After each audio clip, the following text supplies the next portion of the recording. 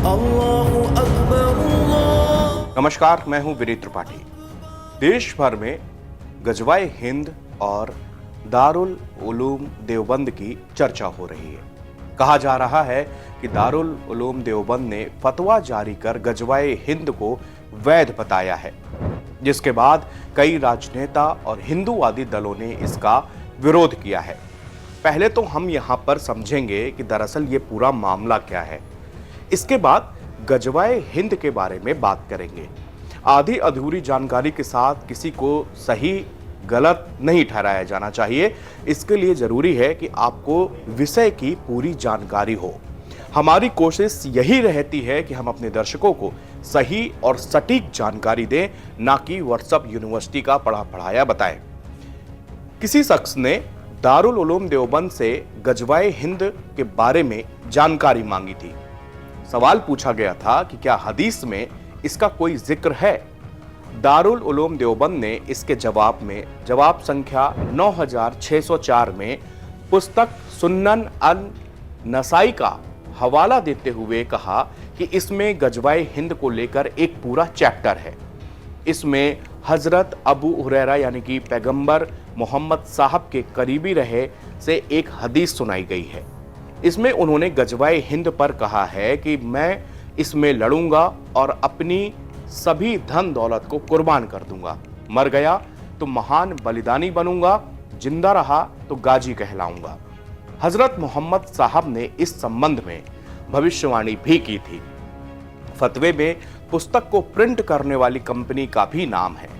दारुल उलूम ने के इसी फतवे को NCPCR यानी कि national commission for protection of child rights ने देश विरोधी बताया है। इस मामले में NCPCR ने कार्रवाई करने की भी बात की है। अब हम बात करेंगे कि दरअसल फतवा होता क्या है। फतवा अरबी भाषा का शब्द है। इसका मतलब होता है किसी मामले में आलिम दीन की शरीयत के मुताबिक दी गई राय यानी कि ओपिनियन। इस्लाम धर्म के जानकारों के मुताबिक फतवा यानी राय जो किसी को तब दी जाती है जब वह अपना कोई निजी मसला लेकर मुफ्ती या उसको आप धर्मगुरु के पास जाए। फतवे का शाब्दिक अर्थ है सुझाव और इसका मतलब यह है कि कोई इसे मानने के लिए कानूनी रूप से बाध्य नहीं है। इस लाइन को गौर से सुनना है, क्योंकि फतवा अगर जारी करने का मतलब जिस तरह से लोग इसको समझते हैं कि फतवे के बाद में ऐसा होता है, तो नहीं, इसको आप कानूनी रूप से मानने न मानने के बाध्य नहीं होते। यह सुझाव भी सिर्फ उसी व्यक्ति के लिए होता है और वह भी उसे मानने या न मानने के लिए आजाद है। हर किसी को अपने धर्म के बारे में सही और पूरी तरह से सटीक जानकारी नहीं होती। ऐसी स्थिति में वो अपने धर्मगुरु से सलाह मशवरा लेने जाता है। फतवे की सबसे खास बात यह है कि इसमें धर्मगुरु या मुफ्ती की कोई व्यक्तिगत राय नहीं होती। वो वही जानकारी देता है जो कि इस्लामिक साहित्य में लिखा होता है, जैसे हदीस में और कुरान में। इसी के मुताबिक वो उसको राय देता है। अब हम जानेंगे कि दारुल उलूम क्या है। दारुल उलूम 156 साल पुराना है। अंग्रेजों की हुकूमत में अंग्रेजी पर खासा जोर दिया जा रहा था। हिंदू मुस्लिम सभी उर्दू के जानकार थे। 30 सितंबर 1866 को भाषा को जिंदा रखने और अंग्रेजी और अंग्रेजों के कदम उखाड़ फेंकने को दारुल उलूम की स्थापना की गई थी।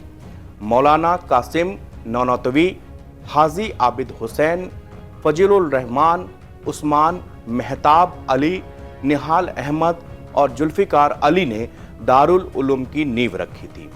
इसमें पहले उस्ताद मुल्ला महमूद और छात्र मौलाना महदूल हसन थे, जिन्होंने रेशमी रुमाल भी आंदोलन चलाया था।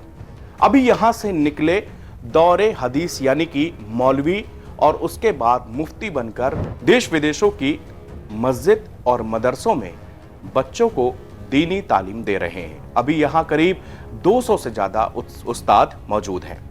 इस्लामी तालीम के बाद फतवों के लिए विश्व भर में प्रसिद्ध दारुल उलूम ने 17 साल में ऑनलाइन से 1 लाख से भी ज़्यादा फतवे जारी किए हैं। दारुल उलूम में 7 साल 2005 में फतवा ऑनलाइन विभाग की स्थापना की गई थी। इसके बाद देश विदेश में बैठे लाखों लोगों ने दारुल उलूम के मुफ्तियों से ऑनलाइन तमाम सवाल करने शुरू कर दिए थे। डाक से दारुल उलूम के इफ्ता विभाग में लेटर आते थे। 35,000 फतवे उर्दू और करीब 9,000 फतवे अंग्रेजी भाषा में वेबसाइट पर अपलोड किए गए हैं।